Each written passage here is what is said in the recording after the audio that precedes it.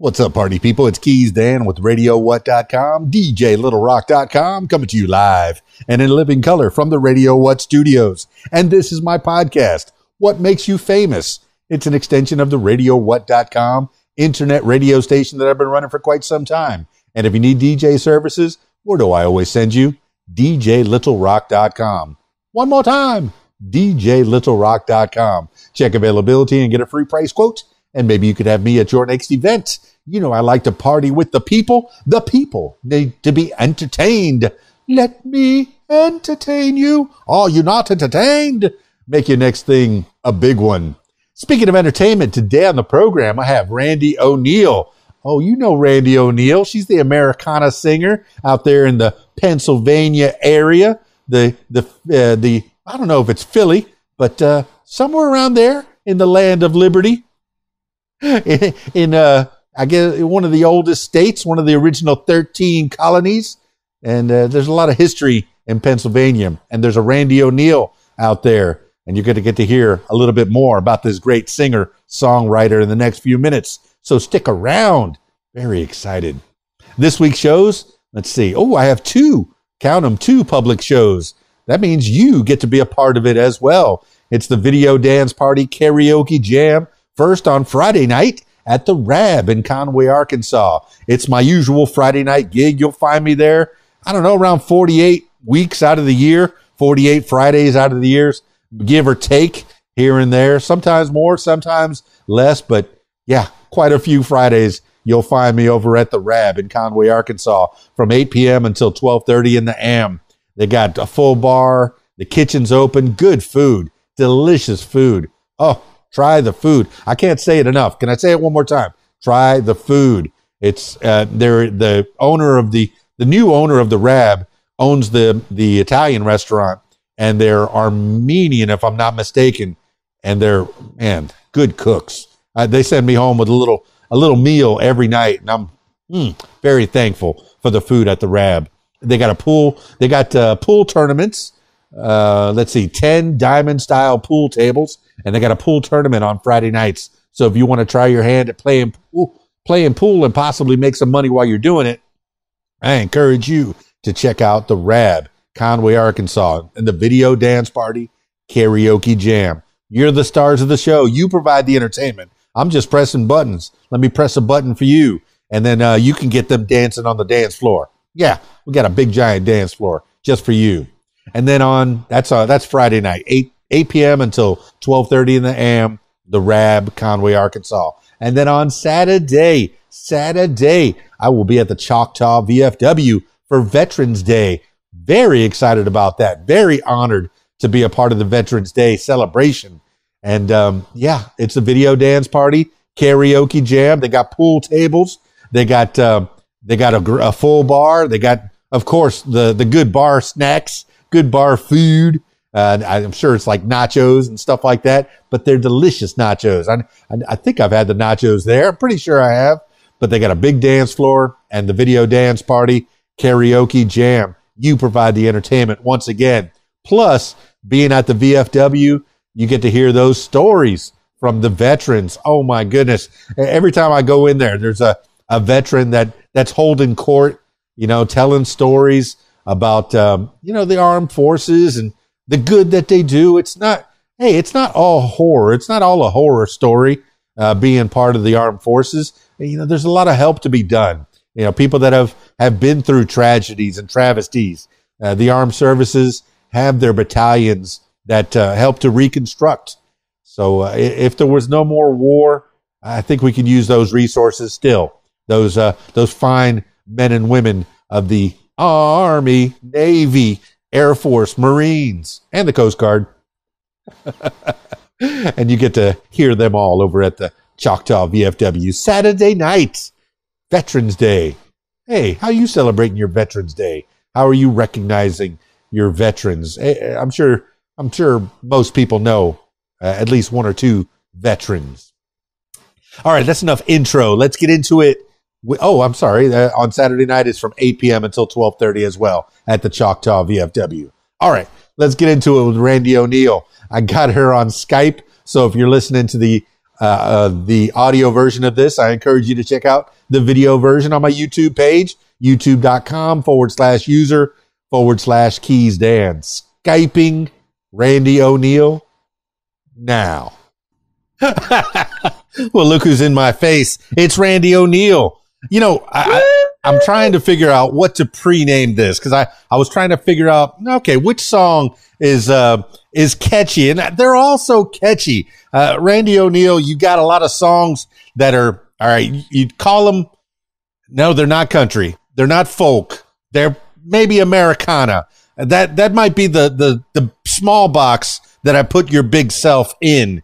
But the Don't Tell Mama song is the one that I found that was just so fun, so much fun. And there's a lot of fun songs out there. A lot of them are those picking and grinning and just good hometown fun, walking the streets, doing your thing. But then there's a few that tell stories. But Randie O'Neil, I think I'm getting way ahead of myself. How's your day? How are you? Well, it's gotten really good. You just warm my heart. You really do that. You like my music so much. I really do appreciate that. And appreciate all you do for music. Oh, fantastic. I mean, it's all I do is I get to press buttons. I used to be able to take a record and put it on the turntable and then put the needle on the record. Nowadays, I don't even get to do that. It's two turntables and a microphone, but they're digital wheels of steel. And that's what I get to do. I don't even get to play CDs anymore. I remember. I know. I still make them, though. I still make them because I still want this. Yes. I still want it in my hand. Yes, the tangible feel that, back in 86 when I was just a little baby DJ and, just getting out of high school and really getting into the show business. There was a spot that I used to go to, a record store.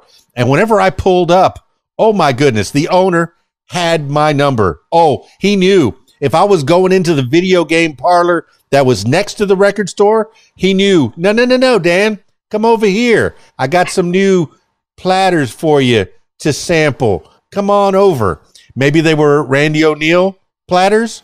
Maybe, but not in 86. You're not that old. You haven't been making music that long. You're just a wee tot, a wee little baby girl. But I'm glad to have you on my screen. And if you're listening to the audio version of this, my loyal listener, check out the video because you'll see the beauty right there next to me, right there. So give the people an idea of who you are, Randie O'Neil. I've been on a journey, people ask where my journey started, and it has to be with my alcoholic parents. I turned to music and guitar to get me through a lot of tough things, but one day I came home and my guitars were gone, and I was wrecked. And I went to the curb, and I sat there, and I was rocking, and I said, you know what? I'm going to sing because they can't take my voice, And it was after that I started using lyrics and songs to get me through tough times and started to write my own stories. And when I started counseling, I wanted the message to be strong and empowering. Upbeat, but there's a message there that we're going to get through this. There are people there to help you and, stay with it. Well, you got a bit of an accent, and I know you're going to tell me I don't have an accent. You have an accent. You're from Miami. You got a different accent. Where are you from? Where was a little Randie O'Neil born? All right. I was born in Allentown, Pennsylvania. I had a drawl then, they talk, funny in Pennsylvania. Then I started living in New Jersey, and I started getting a little Jersey, but now 6 months ago, I moved back to Pennsylvania, and I'm saying okie dokie a whole lot more than I ever have. Whenever I answer somebody back, there's a lot of okie dokie out there. I don't know where I picked it up. Like I said, I'm from Miami, so there's a big tourist town. There's a lot of people that come from all over the world, so you pick things up. But Pennsylvania, the one little bit of trivia that I saw today, the Liberty Bell has Pennsylvania written improperly. There's only one N on the Liberty Bell, Pennsylvania. Trivia. No wonder it's cracked. It was cracked before it cracked. It was due before it bang, it was done. Oh, that's funny. Well, I mean, you know, Maybe hey, she never did it. yeah, well, you're from Pennsylvania. What part of Pennsylvania? Born and raised? Yeah, and one of our field trips, of course, growing up was, Liberty, Franklin Institute and the Liberty Bell. So those were our big outings. So we saw everyone's got to see the Liberty Bell. Well, things I only saw courtesy of Nick Cage and National Treasure. Oh yeah, I gotta put that on the walking tour, on the What Makes You Famous walking tour. Whenever what city in Pennsylvania are you in, and give people an idea of what the good things to do in that part of Pennsylvania are. Okay, I'm in between Easton and Bethlehem, Pennsylvania right now. And this is a big music area. In August, you're going to be here during Music Fest, which is the biggest street music festival in the country. They have like 8 stages going at once of free music. You're just walking around, eating, drinking, and going to see it. And if you want the bigger acts are over at the Steel Stacks. Then you have the Celtic Fest. You have the Bacon Fest last weekend. Bacon! And 5 stages of music with bacon. Okay? So yeah. There is a lot to see. We have casinos here. But, come for the music, man, and come for the food. Have you had the pleasure of getting on one of those stages, Randie O'Neil? Okay, bone of contention with Music Fest. I was a volunteer there for a while. Like I would, do a lot of behind the scenes, but I haven't made it onto the stage yet. And I ask people, what do I have to do? And it's like an act of God. Like nobody seems to know, but it's going to happen. It's going to happen. Well, you've got your own stages, and these days you can make your own way. Your YouTube page is extensive. It's filled with samplings of what Randie O'Neil can do, and not just on your own, but you also work well with others. You have a whole. I saw there's a whole hour stream of you playing with a bass guitarist, and it's just fantastic. The Tuesday streaming a year ago, and you say, all right, it looks like 9 years ago you really went hard on the YouTube page, but when COVID hit, that's when your creative juices started flowing. I mean, what was it about COVID? I know a lot of other artists have found their muse because they were stuck in by themselves. But what was it about COVID that made Randie O'Neil go? One, my label dropped me. And I was like, you're kidding me right now? I'm about to release music. And I got my attorney's like, so what? We're going to do it anyway. And I put a team together. And then my counseling kicked in. And I knew if I was anxious, your amygdala kicks in. You don't think with your prefrontal cortex, and you can't be creative. I had to calm that down. I had to get creative. And that's what I did. I did some of my best writing, staring out the window and writing from prompts, and it's really empowering to do that because you don't have to wait for life to happen. You could go, what if? Hey, that couple, they're having a fight. Oh, she's having an affair. Like you could just make it up and write a song about it. And that was really empowering for me. And of course, I had to put it on video because who else was going to see it? Okay. Well, Randie O'Neil, you keep saying counseling and anxiety. Is that something that you've battled with your whole life? My mother was an alcoholic, and I really didn't know much until she got really on this podcast, and she told me a story of what she was doing back in the 60s and even into the 80s. Things that I probably shouldn't or wouldn't want to know, but she was into it, and I was naive, or maybe I didn't know what my mother and what my grandfather, he was alcoholic and he was battling with it as well. Do you feel like you have an addictive personality? I never touched the stuff. I had a half a beer once and I passed out. I don't want to get into it because I feel like I have an addictive personality. I feel like I could, if I start, I'm going to keep going. But tell me about yours. Okay. My stepfather was a mean, nasty drunk. Mean, nasty. I was abused in every way possible a woman can be abused. Okay.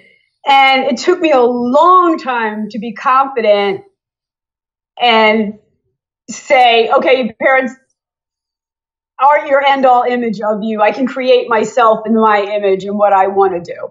And it took a long time to do that. I didn't start playing guitar until 10 years ago. So it took me a long time to get confident and really be able to stand there and tell my story in front of people. And part of that was helping others. I went into counseling about, 30 years ago, working with teens in addiction, helping them through it, and giving back, and I really, really enjoyed that. It helped me, it helped them. So, well, that says and then I brought it full circle into my music. Yeah, that says a lot about you, Randie O'Neil, is once you take care of yourself, you take care of those around you, take care of your community. That's what we're supposed to be doing. You're not supposed to be looking down on people unless you're picking them up to get them up to your level and maybe even pushing them up even higher, as high as they can go. And that's fantastic. That's a good thing, Randie O'Neil. That's a nice thing that people now know about you if they didn't know before. But you said you had guitars when you were a little girl, a little Randie O'Neil, and then they got taken away. Tell me about the guitars you had when you were little, or the instruments that you had when you were little. Were you playing? Yeah. You know what? They were just like old, guitars. They weren't like Fenders or anything like that. But I was good, and I started, my mom would let me go for lessons, but then she's like, okay, we can't let you do this anymore. I'm like, all right, I'm going to just keep playing. But one day they were just gone. And to me, that's the biggest fail for a parent, when you don't support the dreams and what your kids are passionate about. To me, it was the biggest, I don't give a shit, about my parents. And I actually finally wrote a song about it in my last album, Full Moon Rising, was called Daddy's Pride. My daddy never taught me pride. And that's what you do when you don't support your kids. Oh my goodness. So, hey, little did they know they would become a muse and become fodder for a song. Any struggle, any experience that you have as a singer songwriter, you're going to turn it into a song. And it can happen. And people got to know, they got to be careful with you. I wrote a song called Sister, Sister, and I said, you guys should be thankful I'm not a comedian. You know what I mean? Like, I would have a whole routine on this. I said, right now. You said right now what? You're just the chorus, instead of being the whole comedy routine. Yeah, so. Sister, Sister, there's a live performance there with a band. It looks like you have a group of people that work well with you. Are they all Pennsylvania, or have you been all over this country? Well, depending on the size of the venue, I'll put a band together. I have some people I can pull together in New Jersey. Pennsylvania, I'm kind of starting from scratch. The bass player, when I toured down south, I took my bass player and we just had a blast. You heard us. He's got that going in the background, and it worked out really, really well. So yeah, I agree completely. One of the greatest bands, and I know I've said this on the podcast before, so I apologize to my listener, but down at Tobacco Road, down in Miami, one of my favorite performances was a Mexican guy on a 5-gallon drum and another Mexican guy playing a bass guitar. Had me mesmerized for more than 45 minutes. Just whipping it out. A 2-piece band. And it's just amazing. Once you start gelling with somebody, like I saw you gelling with this gentleman with Jamie Potter on bass. Jamie Potter. Yeah. And he was just, you were gelling together, telling stories, getting the vibe, and it just got better and better throughout the hour. I love that. I love that. Like I said, all I do is press buttons and I get to play the Randie O'Neil songs out on the speakers. You get to feel it. You're playing guitar, you're singing. I mean, you said you only started really getting back into guitar 10 years ago. What made you want to pick it back up? What was it with your day job? And I'm guessing you had a day job and a regular career, an upstanding citizen's career rather than this show business. And we can get into that if you want to talk about it. But what was it made you get back into it? 10 years ago, I knew something was missing from my life. I had to get my music back. And you know, when you're a kid playing in your sandbox, kids just come out and play. You know, as an adult, you lose your sandbox. And I knew that it was going to get harder to get people to play. And if I was really going to do this, I'd have to start playing my instrument and start writing and learn how to, you know, write from the guitar. So it's funny, I started writing, and as you do that, you get to invite people back into your sandbox again. And videos are my biggest my sandbox. Like, come play. You want to be in a video? Come here. Like, just start jumping around, and don't tell mom I have kids jumping in and out of, you know, cornfields and stuff. You know. Well, I'm appreciative. I'm a child of the MTV era. I remember when Video Killed the Radio Star started playing, and then I had the ability not only to play records, but I had two and sometimes three VCRs set up next to each other, and I would have a video on one, and then I would play the video on the next one, and I would play the video on the third one, or and just keep going that way. And I became a video jockey as well as a DJ. And I appreciate that you take the time to make music videos, because, hey, my people at the Rab on Friday night are going to see the Don't Tell Mama video, because that is just hilarious. So funny. And the sidewalk video and the dance video, even so beautiful, such beautiful songs. And I'm gonna go back. I'm even gonna go back to the going back lyric video that you have on there, because that's a beautiful song. You've been doing this for long enough that you have gotten you can tell that you've been doing this a while. But now, when you started 10 years ago, did you have to start from scratch, or did you still have some of the skills? Scratch, man. And the first song that I did a demo on was called Call My Name. And the guy's like, oh, this is a demo. And I'm like, I didn't know the difference between a damn demo and a radio ready. So I'm like, I figured out how to get it up on YouTube and all this stuff. And then I heard it. And I'm like, oh my God, it's not mastered. This is complete disaster. And I tried to get it off, and it's not. And it wound up on playlist in Germany and every place. So if you go, it's based off of Call My Name, and I'm like, you gotta be kidding me. Well, I mean, yes, you can tell that some of them are very raw, and a demo, anybody with a computer and a cheap microphone, or even a phone, just a phone, you can record a demo. But it takes a good engineer, and very rarely can a singer-songwriter be an engineer as well. It takes somebody who can actually mix and master, which, you know, I do it a little bit with the audio version of this. I will raise the levels to where they're all in one line, and they're not peaking, and you know, it's real light here, but it's real high there, and it's real tinny here. It takes somebody who really cares about music and really been doing it to really mix and master your songs. Do you have somebody like that in your corner that helps you out? Tom Joy is my producer, and I've been with him for 5 albums now. And we always use Mike Kajian. He's a Grammy-winning master, music master. So he's been mastering all my tracks. So he's backed up all the time, though. So you have to get his stuff in early.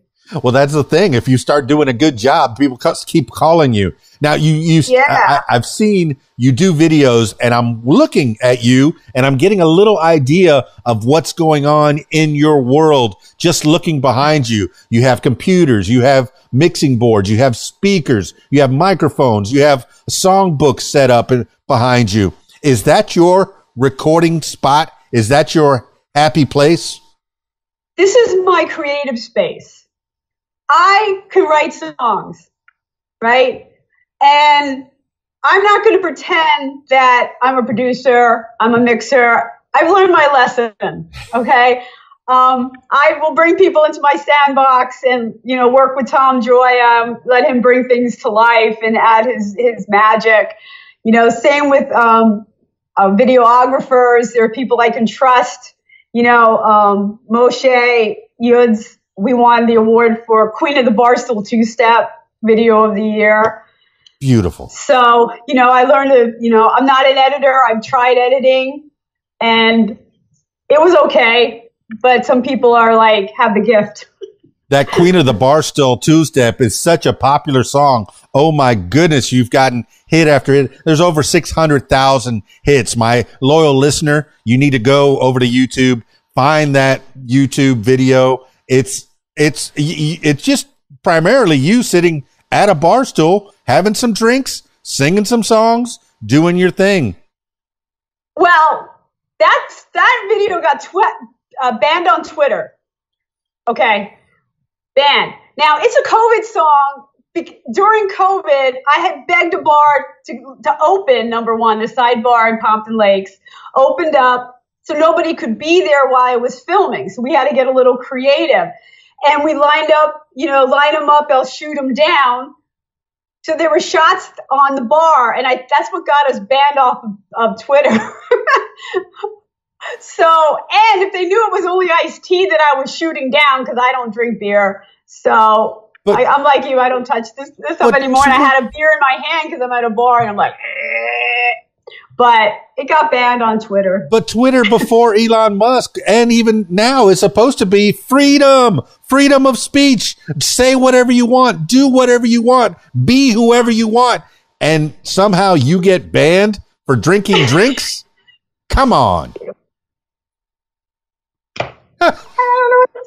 Only you, Randie O'Neil. I see a whole lot of crazy stuff come down my Twitter feed, whether I like it or not.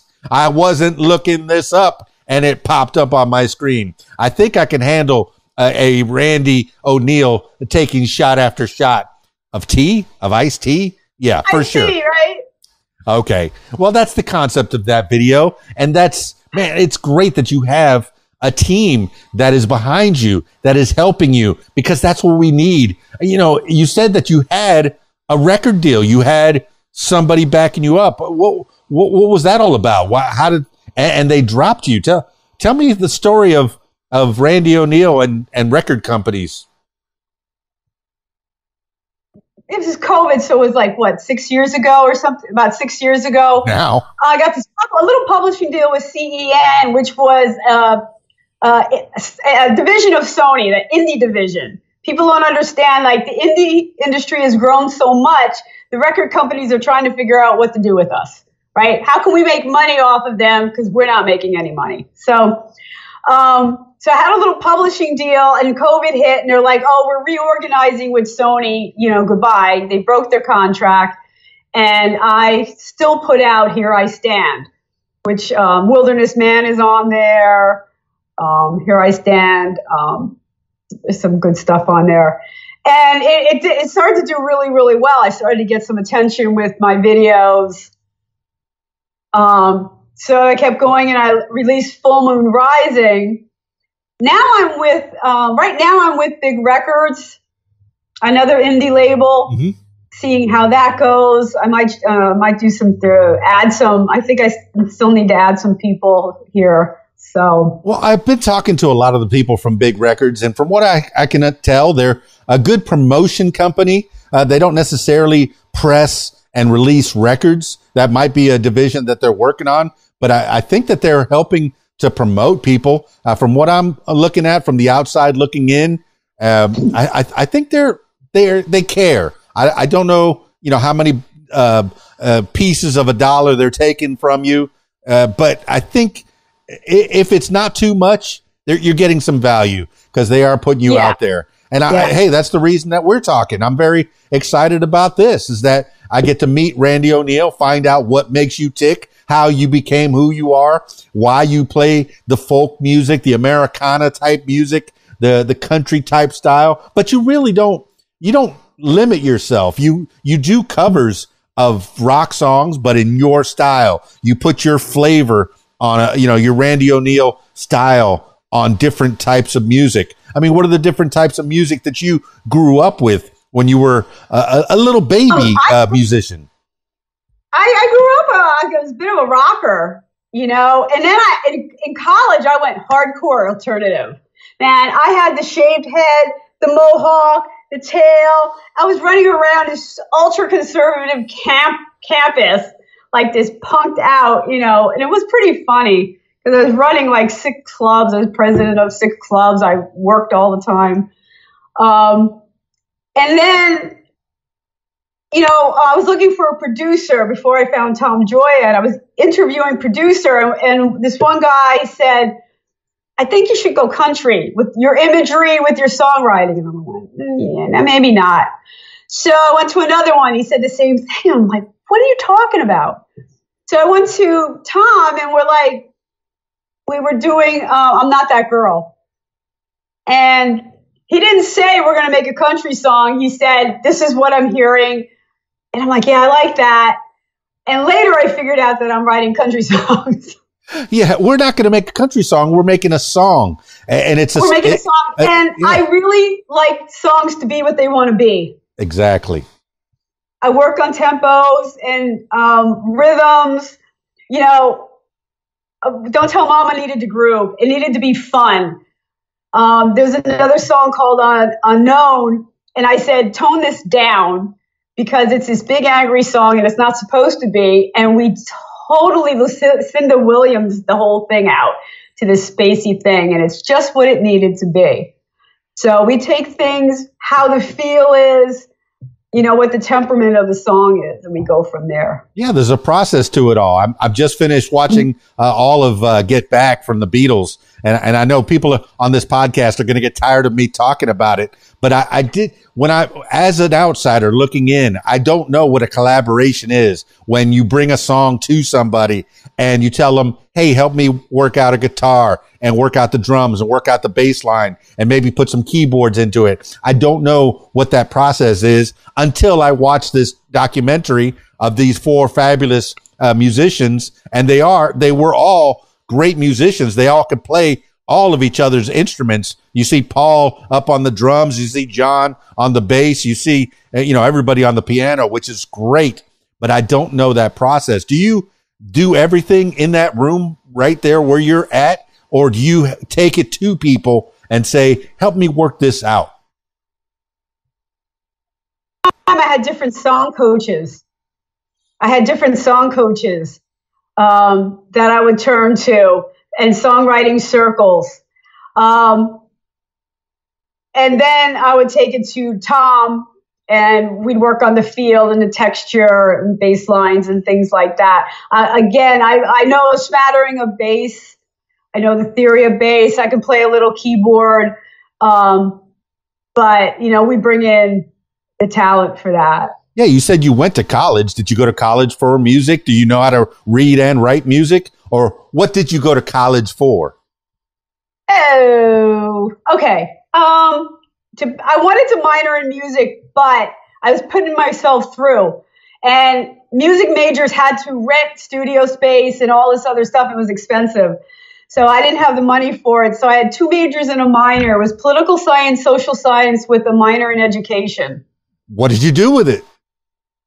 I taught for a couple years and won a teaching award.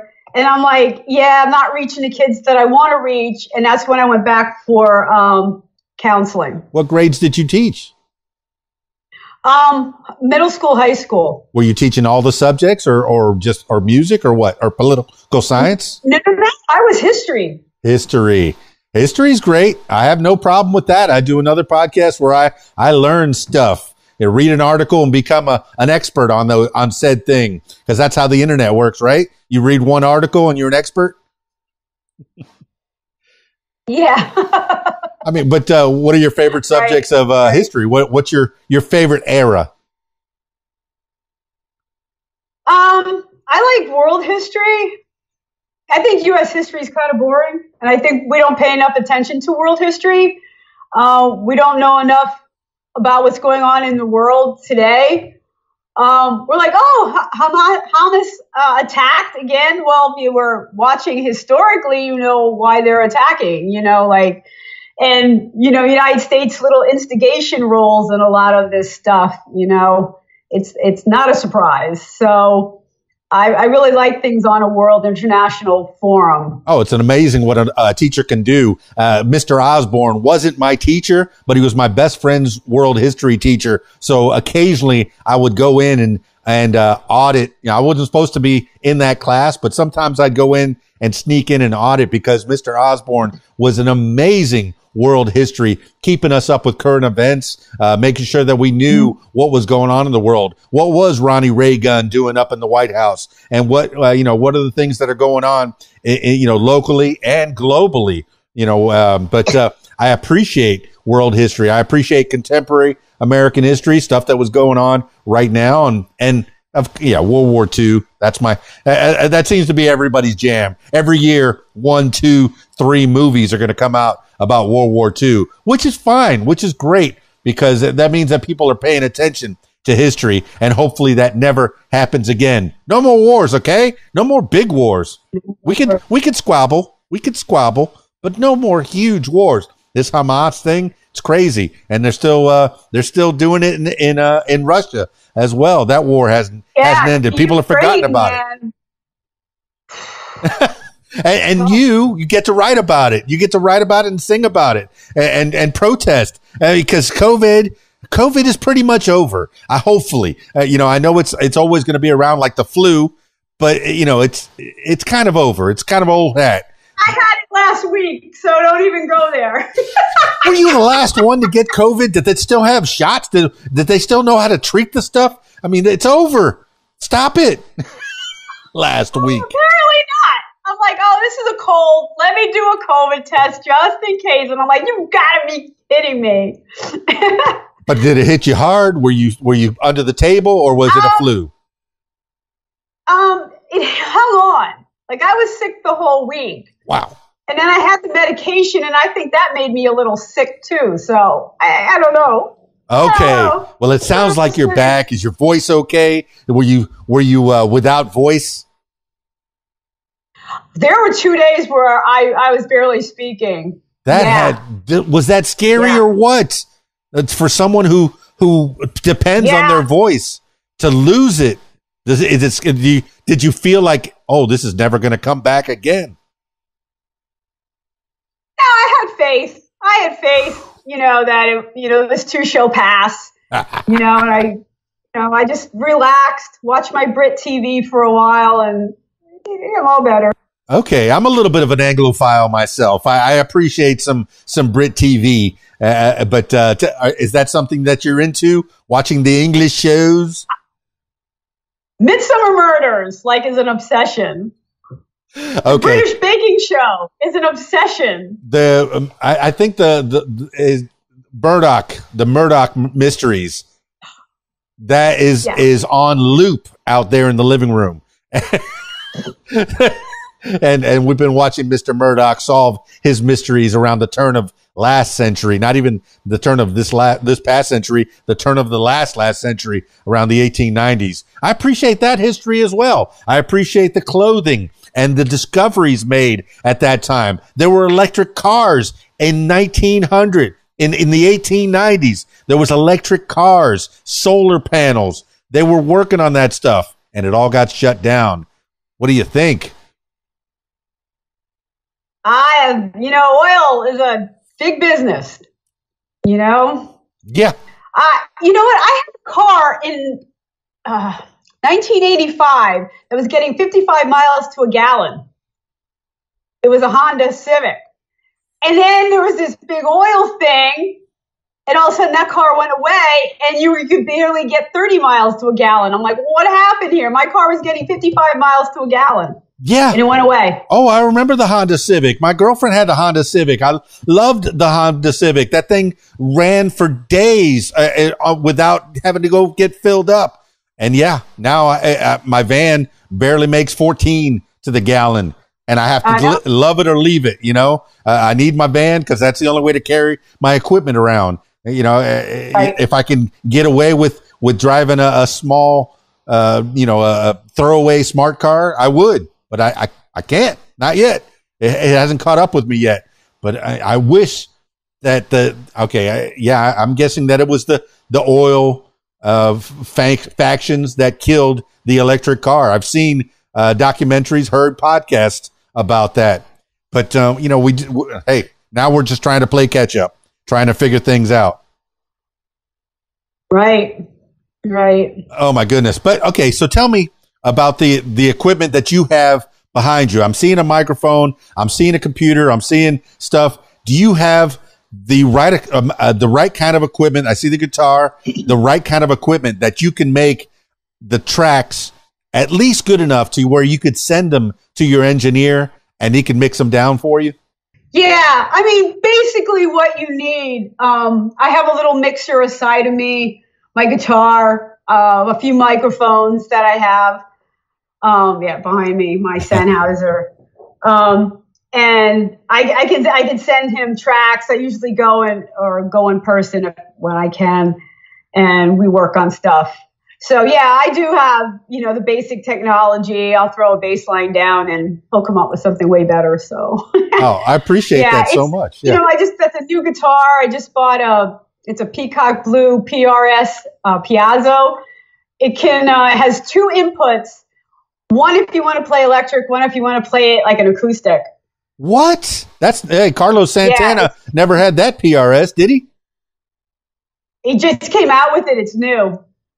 So, and I have a hand injury right now. My knuckle is mangled. They think I damaged some cartilage, so it has to heal. So I needed something really easy to play, but acoustic sounding. So.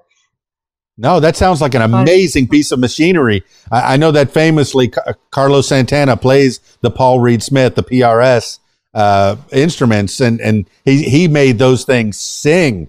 Oh, some people hate on him, but I love the guy. I love the way he plays. And this is somebody who doesn't sing. He's the producer. He's the guitarist, and he'll have guest singers such as a Randie O'Neil. You might be called in to come play on a Carlos Santana song. I'm putting that out there in the ether. Come on. She works well with others. Let's do that. Collaborate. Yeah, I give him credit. He's got a very distinct sound. When you hear it, you know it's Santana. Yes. Love him or not, that's his job, to come up with a style, and it's very distinct, and he adds his, personal touch to everything he does, and that's brilliant. What do you think your signature instrument, your signature sound is, that when somebody hears this sound, that's the sound? Is it something that you play on an instrument, on a guitar, on a piano, or is it something that you sing with your voice? That's where they're going to find out where Randie O'Neil lives and breathes. I think where I live and breathe. Ooh, I'm falling. I think where I live and breathe is my phrasing. What I bring to the lyrics. I work really hard on textures when I come out. How am I building the song? How am I building the line? And we always leave a lot of space, to build up on a bridge. So, there's a lot of nuances there. There's a lot of like octave jumps that I kind of do, but there aren't like so in your face. So it's a lot of texturing that I think makes me distinct. Oh my goodness. It's just, it is so nice. A lot of the songs that you have, so peppy. Like I said before, you got Daddy's Pride is a beautiful song. Treat Me Right. Oh, I was listening to them today, and I was kind of like thinking about them. I Walk Alone, and these are all songs that just, you listen, you can kind of groove whatever you're doing in the house. You kind of put that on in the background, and make you feel a certain kind of way, and all the day's troubles just kind of wash away, and it's your voice. It's the way you play. It's the feeling that you give to your songs, and nobody else can give that feeling to your song. Now, are you writing all of these songs yourself and producing them for the most part? Oh yeah, all of them. Amazing. All of them. I mean, there's very few, if any, covers that you have here. I mean, if you were going to do a cover. Covers because of the copyright issues and stuff. I have one co-write that I did with Anthony Krizan. I think it's on Woman I Am. No, not that girl. It's called Little Misunderstood. He was from the Spin Doctors. Yes. Anthony Krizan. So we did a really cool co-write, A Little Misunderstood. So that's the only co-write that went onto an album. From the Spin Doctors you're talking? Yeah, the guitar player from the Spin Doctors. Oh, because that's Little Miss Can't Be Wrong. Yeah. Yeah. So we wrote Little Misunderstood. I need to find that one. I don't think I got the pleasure of listening to that one. That's beautiful. All right, Randie O'Neil, I got homework to do after we're done with this podcast. Now, here's another thing that you did that's very smart as a singer-songwriter, as a performer, as a creator. You made yourself a Christmas song as we roll into the holiday season. Randie O'Neil's Holiday to Remember. And that was 3 years ago. But the good thing about holiday music, Christmas music, is that it keeps coming around over and over again. And hopefully people keep listening to it and put it back on track and buy another tune for their holiday party and make sure and you get a couple pennies in your Christmas stocking. Isn't that cool? I just redid that video too. I made it into a lyric video, and thanks for reminding me. I got to put that up. I'm gonna take the other one down. But it's hard because you got to write holiday songs like in the summer because you have to have them ready to go by the holidays. So it's a little hard. And for me, holidays growing up were very stressful. You know, these family gatherings. Oh my God, you just couldn't sleep for a whole week. So mine is really trying to find, my sisters we would cling together, and then we kind of grew apart. And it's about, hey, can't we come together as a family and like we used to do? Like you were there when I skinned my knee. Like, can't we come together now? So it's a really kind of a sweet little song. It's not really, sappy, but it's for us that holidays weren't always what they were supposed to be. Oh, that's relatable. My goodness, I grew up in Miami. My whole family was living in Miami. Now we're all spread out. I'm in Arkansas. My mom's in Tennessee. My brother's in Walla Walla, Washington. The only one left in South Florida is my dear old 94-year-old grandmother still in Key Largo, yeah, we're all spread out. I haven't seen my grandma in years, but at least I get to keep up with her on the phone and talking to my brother on the phone. And yes, there's times that we grow apart. So that song, very relatable. I'm sure that I'm not the only story of families that have spread out for one reason or another, whether it be job opportunities or, do you happen to be able to buy a house or get a property in a certain area that's not close to home. So yeah, and you were right about writing Christmas songs and holiday songs during the summertime because right after Halloween, they unwrap the bow that is Mariah Carey, and she's starting to sneak out of her box. Queen of Christmas. Here she comes. That she is. Man, she's made tons on that one song, man. She could have one career on that one song. Well, for real. Yeah, that's what you'd hope for. I have not written a hit, let alone several hits. I would love to be a one-hit wonder and make my money and go buy a farm someplace, way off in the wilderness, or I don't know. I guess I'm a city boy, so maybe someplace closer to town.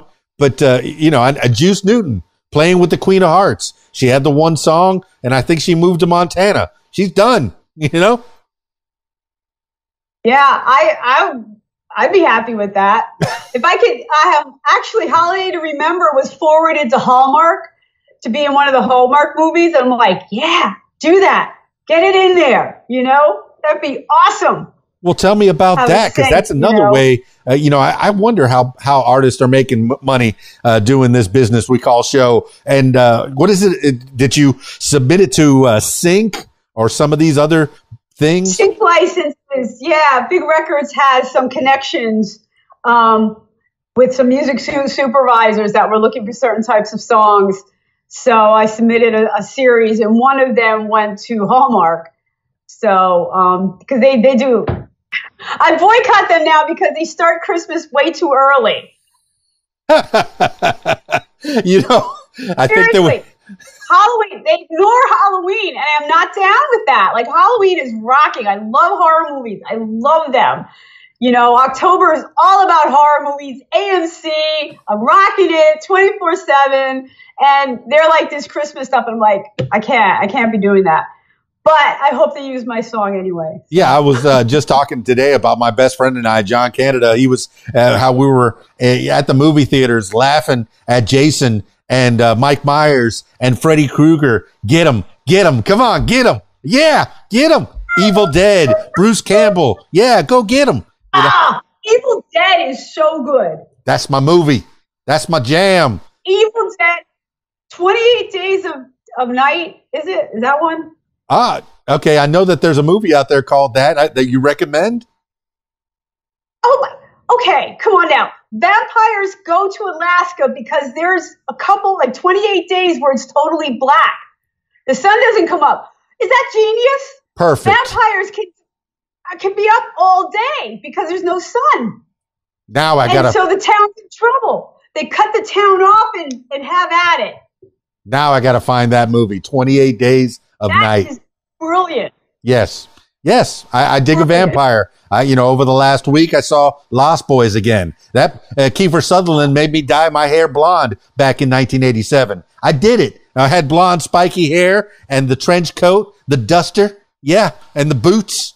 And I dragged my best friend John Canada into it as well. He's wearing the duster and the boots, and we're vampires. Yay! 1987. Hey, kids. Loved it. I love it. Oh. Bring back the 80s. Bring back the 80s. Come on, let's do it. Bring back the 80s. Let's see if this shows up on the screen here. 80s. I see it. 80s. And then this says I kind of have more 80s hair. I kind of went shaggy with my hair. It's a little Pat Benatar. A little bit Pat Benatar in there. I like it. When you said you used to be a rocker, I say you still have that rocker attribute. You still have the rocker. Oh, what Goonies. I have a Goonies one up here. Oh, this is great. So never say die. But I love it. I love your music. I love the things that you're doing. I hope that this gets more ears on Randie O'Neil. Get on the train and learn more. I got RandieO'Neil.com and your link tree that I'm putting in the show notes to send people in the right direction. Are there any shows coming up in the near future or the distant future?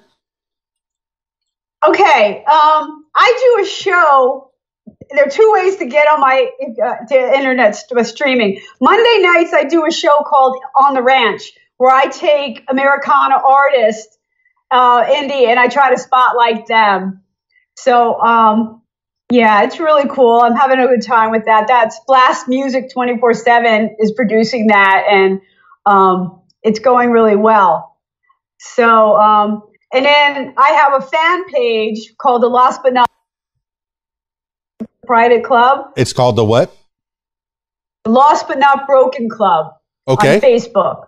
Tell me about that. You can find me. And just go on Facebook, look for the Lost But Not Broken Club and ask to join. And I live stream to my fans every Thursday night. I just talk to them. Sometimes I play, so they get to see all the videos before they come out. They get to hear songs as I'm making them. Like, for example, there's a line in Don't Tell Mama, and Paul Castigula goes, "No, you should say you found your wild side." And I'm like, of course I should. Boom. They help me, edit my song. So I love my fan page a lot. Well, okay, that brings us right around to the beginning again. Don't Tell Mama. And let me dig into that song a little bit more. Was there things in your young life? Everybody tries to break out. When they're teenagers, they try to figure out what they can get away with, push their boundaries. What were the boundaries that you pushed? Let me give you the one that I did. I'm living in Fort Lauderdale, and I stayed out overnight at the beach on a Friday night until Saturday. I didn't come home, and my mom didn't know exactly where I was. I was only 16, and I pushed that boundary. But, hey, when I was a kid, really, my parents kind of knew where I was most of the day, but didn't know exactly where I was. But that was a different time. Just tell me about the crazy thing that you did. Okay, this wasn't me. I was counseling a student a couple months ago. and she was a hardcore. She was from the Ukraine, but she was doing crazy stuff, right? And then one day she comes into my office and she is hysterical. I mean, inconsolable. And I'm like, what happened? What happened? You know, she said, my mama caught me doing this. And I had to do everything I could do not to laugh. Because here was this hardcore girl, tough as nails, and still the thing they worried about is getting caught by their mothers. And I'm like going, oh yeah, you and I have things to talk about because I know exactly how you feel. You know, I know that game, and I realize all of us do. So I went home that night and wrote the song, Don't Tell Mama, because everyone has done that and hope they don't get caught. Well, I mean, hey, my mom had her problems, but let me tell you, if anybody was picking on me when I was a little boy and I was getting bullied, if I was a little boy, all I had to do was say, I'm telling my mom. And usually that backed people away, unless they were totally psychotic. But when a young man or a young lady says, I'm getting my mom, the neighborhood knows, okay, I'll back off. He's getting his mom. Yeah. Yeah. It's still, back in our, and it holds true today. Like, she was terrified of her mom, disappointing her mother, and she was, I'm telling you, she just wouldn't stop crying. And don't tell my mom. Yeah, there's stuff I did last week I don't want my mom to know about. So. Know that. I saw an older lady, probably in her 60s or so. She came out of her house in her socks. I had some business to do with her, and she came out in her socks. I said, my mom would still beat me if I came out on the porch in my socks. Oh yeah. So we have to have respect for our parents. Hey, look, they're not perfect. I know that my mom's had problems. She's had her demons. She's battling them now. I think she's on the wagon. She's doing the program. I'm so proud of her. She told me all about it on the podcast, so I'm okay with saying it. I feel pretty good about that. You said your parents were battling their demons. Did they ever win? Paul, he sobered up, but he was a bit of a dry drunk. He passed about 2 years ago, and it's kind of allowed the family to do a lot of healing. And my sisters have come together, really trying to help my mom. So, it allowed me to move back home and kind of reconnect with things. Anybody else in the music biz? Are they all singing with you at all? Not a one. I mean, what do they think about this? Do you put on a show in the holiday times or Sunday meeting or, any of that stuff?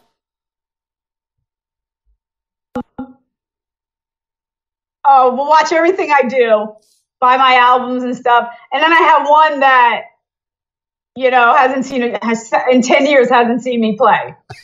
So I don't think anybody in my family watches these podcasts, and that's okay, because I got plenty of other people that watch them. That's fine. That's fine. My loyal listener out there. You know what? The best advice I ever got is you can't pick your family, but you can build your community of support. And that's what you do.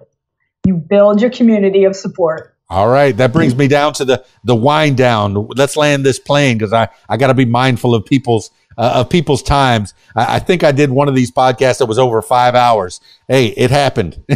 I'm trying to keep them down to about an hour now. And I don't want this to be the last time that we chit chat. As time progresses and you have more things to promote, come on back, Randie O'Neil. But if you want to give some shout outs to people that have helped you along the way, you've already given some shout outs, but you can rename them and name check them and let all the people know that you love them. Well, I'm always happy for my fans and always with the fans, they're number one, they're the reason I do this, to reach out. But those who have supported the journey, like Tom Joya, when I walked into the studio, nothing but respect. And we have this great symbiotic relationship, which I really love. I found some people, group Modern Musician helps me market. Jonathan Wax, Estrada from Upstart Entertainment has been there for a while. And a few musicians. We started our own company, Artist Edge Collective, helping other musicians brand, write songs, learn how to gig, learn how to market. So check that out if there are any artists out there who want to level up. Because again, COVID was a big learning curve for me. So giving back with that and helping other musicians, not stars in your eyes. We're just teaching you how to turn the corner and how to use the tools that are out there without charging a ton of money to do it. So we're really just trying to help. See, Randie O'Neil, that's a wonderful thing. Once we get to a certain age, once we get to a certain education level, we start teaching other people. You have that teaching in your background. You have it, in the back of your mind. You might as well take what you've learned and pass that knowledge along. And perhaps you can become a recording studio or an agent to help other people become get to the levels that they want to get to. And, and hopefully this helps you get to the next level. I mean, where do you want to go? Do you want to tour around the world, or do you think that, hey, let me stay close to Pennsylvania if I'm doing my live shows and be a recording artist? Do you want to be that person going around the world, or what? Oh, I want to tour. Next week. I'm going down south to talk to some radio stations, people who support people who are playing my music. I've done it before, and then I, do shows in the area. So next spring I will be touring again. I'd love to go international because I have pockets all over the Ukraine, New Zealand. I have a strong following there. Spain has come on strong lately. I'd love to work with somebody to do a Spanish song. That would be the coolest thing ever. So, a lot of things, rolling around my head. Gozando la buena música. Ah, sí, me gusta. Ah, ya comienza la fiesta. Oh, man, I told you I'm from Miami. But yes, it's so funny. Big in Japan used to be a thing. Hey, we're not so big here where we live, but we're big in Brazil. We're big in Japan. We're big in the Ukraine. There's those, and it would be great if you had the ability and if we're afforded the resources to get to those pockets and play right in their faces. It would be a jazz for those fans to be able to see Randie O'Neil in person. Oh, I hope that happens. I hope that happens for you. New Zealand, I have to. So, okay. New Zealand is big on my list. See, and you're talking about COVID. I'm talking about New Zealand. I'm looking at you, New Zealand. If there was one other place I wouldn't want to that I would want to live other than the USA, I think New Zealand's one of those. But I think they're very strict about letting those outsiders in. Oh, they closed up there. They rolled up the bridges, closed the airport. They were done. And if you did make it in, you quarantined at a local hotel for like a month. But they're done with that. You can fly in now. So yes. It's all good. All right. Well, we'll see you in New Zealand, Randie O'Neil. I'm putting that into the ether as well. So Carlos Santana, call Randie O'Neil for a collaboration. And New Zealand, so whoever's listening out there, call Randie O'Neil. Get her over there. She wants to come play for you. All right. And you'll bring your new PRS guitar, acoustic and electric. Oh, yeah. So beautiful. It's got to go this way. It's got a great finish, too. It's a great guitar.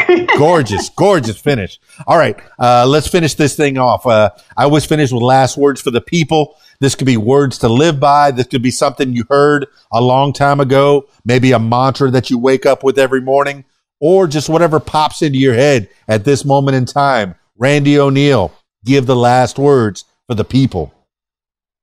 Every Monday on TikTok, I do a Mindful Monday, which is kind of my thing for the week.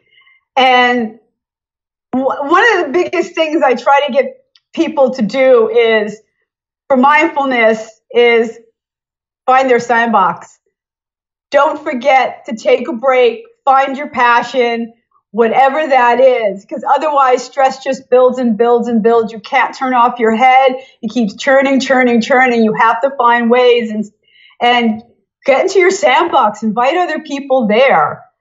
And just live your life. Be who you want to be. Well, there you have it, party people. What a nice lady, Randie O'Neil. She's been doing it a long, long time, but really, really pushing for it over the last 10 years. And you can see it. You can see it in her face. You can hear it in her voice, is that she's loving it. She puts all her soul into all the songs that she does. And the songs tell stories. They have substance to them. And a lot of them have bounce. A lot of them have a lot of pep to it. So you're going to get not only a lesson learned and maybe a piece of what was going on at the time in her life, in Randie's life, but also you're going to get a little fun, while you're doing your chores, while you're hanging out, washing your car. Pop her on the radio. She still has CDs available on her randieoneil.com. You just instant message directly to her. I'm sure she'll send you a CD. She might even sign it for you. You'll have it in your hands. I only have a few CDs. Most of them are tacked up on the wall. I have even fewer record albums also tacked up on the wall right here next to me. So I'm glad that there's still physical items. I miss having records in my hands. And she picked up that CD and still got CDs. It's not all streaming. I know a lot of the folks like their streaming. It's at the tip of your fingers, very quickly accessible. But there's something about holding a CD or a record album in your hands, reading the liner notes, looking at the artwork, finding out stories about the people that wrote the songs. And Randie O'Neil, you got a lot of stories. Some of the songs are your stories, and that's a magical thing that you could do, is take those ideas in your head and put them to music. You can make the demos, and you got your engineers that are mixing and mastering. That's little tips that you've said to my loyal listener that's trying to break it into this music business. Break into the business in general is make sure you have a good team around you that know what they're doing. The videographer, the sound engineer. These are good things. People that can recommend the right guitar, the right instruments, the right paper to write your songs down, and train you even to read and write music. Randie O'Neil, you got it all. And you're teaching the next generation. That's another fine skill, another superpower that you have, Randie O'Neil. You work well with others. That's beautiful. All right, that's it for this edition of What Makes You Famous. Thank you so much, Randie O'Neil, for being on the program. Make sure you click all the links in the show notes, randieoneil.com. That's the first link that you need to go to. Now I turn my attention to you, my loyal listener. If you would like to tell your story, I encourage you to give me a call, 501-470-6386, or email keysdan@aol.com. That's it for me. It's keysdan, radiowhat.com, djlittlerock.com. Peace. I'm out of here.